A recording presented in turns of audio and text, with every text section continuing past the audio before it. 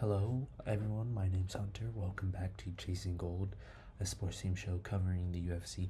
In today's episode, I will be covering the welterweight division in the UFC. A lot to talk about. Big shakeups in the division. It has a deep pool of contenders, just like the lightweight division, and the future of the welterweight division is kind of unpredictable with the move up from Islam.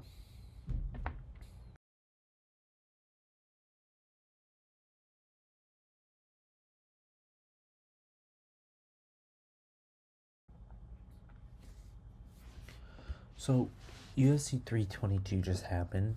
I was waiting to do all these episodes after this card because it's such a it was such a big card, and especially for the welterweight division, it had a lot of big fights on the main card, and it really changed the trajectory of the division since Islam moved up from lightweight. He spent some time off, he vacated the belt, he moved up, and he fought JDM for the belt, and yeah, he destroyed him. He won all 5 rounds. Islam, he showed that he could compete up 15 pounds. And he looked big. He looked big too. His time off, he definitely put on size. So there's that fight, which I'll dive into more depth in a little bit. And there's the Sean Brady, Michael Morales fight. And then there was the Leon Edwards versus Carlos Prates fight. Big fights that shift the rankings around heavily. And then there's Bilal, who lost to Ian Gary. Lost to Ian Gary too, which is big. He fought JDM for that belt, lost. He's on a losing streak right now. So a lot of action in the welterweight division. Going down the rankings, Islam, new champ. JDM is now the one. Ian Gary moved up a lot in the rankings after his win. Michael Morales, like I said, he's in 4. Bilal's down to 5. And there's Carlos Prates, who's at the 6. And Sean Brady, Kumar Usman, and Leon Edwards is still there at like the 9. So like I said, a lot of depth in the welterweight division, just like the lightweight division, very stacked. You'll see these like weight classes. I feel like most common weight classes get into, guys weigh like 180, 190 around there, cut down to 155. You see, so yeah. And then welterweight too, some bigger guys, have a lot of muscle weight. 200 pounds cut down to 170, whatnot. Yeah. So that's why very, very popular divisions, because so many people weigh those weight, like so around that. It's like the average male weight. So more people, more competition, better fights. Yeah, so I want to talk about this fight night between Ian Gary and Bilal. That just happened too. Ian Gary beat him by decision. Ian Gary moves up in the rankings. Like I said, he's the 2 now. I think he's probably next in line for the title shot. Yeah, good fight, Ian Gary. Bilal, he's old. He's 37 now. I think the UFC fans are kind of relieved in a way. Bilal's not very loved in the UFC community, as people think he's really boring. yeah, 2025 was not his year. Lost to JDM. He beat Leon Edwards last year. That's it. I mean, I don't know what's what's in store for him next. He's gonna have to earn his way back up. We'll see who he fights. I don't think he has anything scheduled as of now. So back to this 323 card. At the there was a Leon Edwards, Carlos Prates fight. Carlos Prates finished in round 2. I mean, it was a good fight. I mean, he's shown, he's on a run right now. He's on a good run, really working his way up in the division. Really exciting fighter. We'll see. He's gonna have another fight before he ever gets a title shot. We'll see. That match probably sometime next year. I don't think he took too much damage, so maybe like March, April next year, and then if he wins, say he fights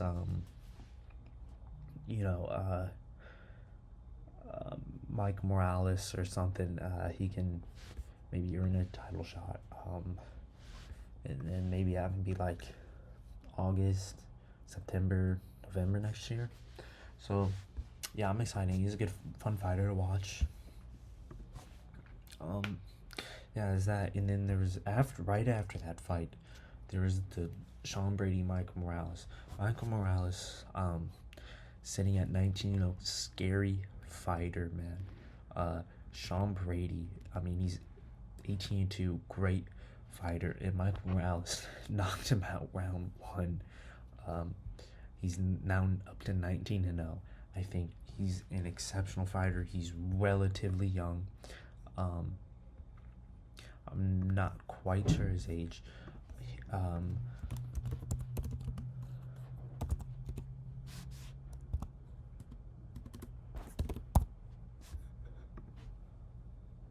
Yeah, Michael Morales, 26.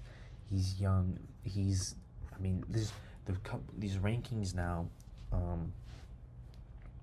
JDM, Ian Gary to Michael Morales.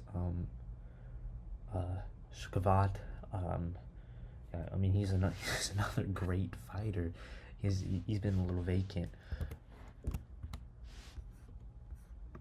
He hasn't fought in a while. I'm pretty sure. Yeah, he hasn't fought in a while. I don't know if he has a fight lined up. Yeah, he gave Ian Gary his first loss, and the decision. Yeah, he's also 19-0. So, like I said, there's this welterweight division it's stacked. It's exciting. We'll see what happens next. Michael Morales, Shkavat, Carlos, and then of course there's JDM, lost to Islam. I think after this fight, UFC ranks him pound for pound best fighter over Ilia Topuria. So Islam, I mean, looking back in that fight, Islam, I mean, you can see if you look at JDM before round 1 and then before round 5, you see just completely drained. His eye, you can see he's hurting. He's kind of struggling to stay in the fight. He's just kind of hanging on. It's kind of a big learning moment for JDM. Still a great fighter. So I'm not sure what's gonna happen next in with Islam about who he's gonna fight.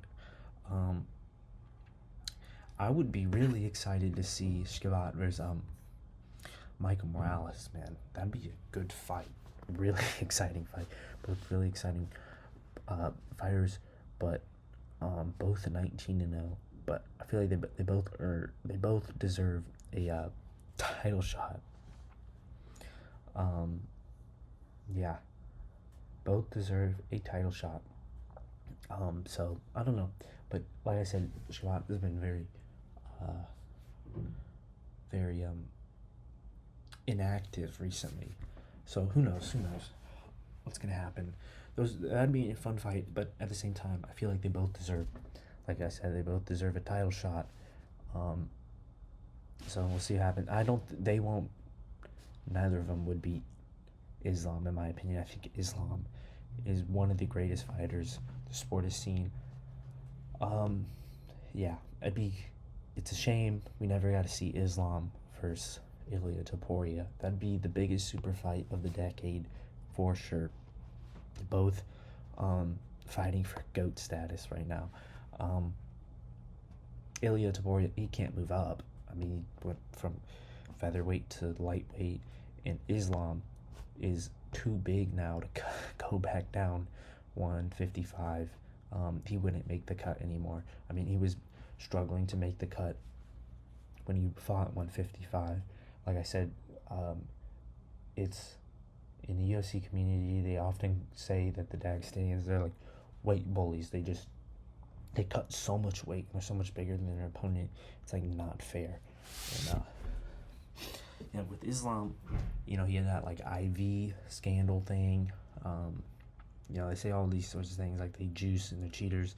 I don't think there's definitive. I mean, he did cheat with the IV and he got away with that. But still very talented fighter nonetheless. So this was the welterweight division. I'm excited to see what goes on in the future.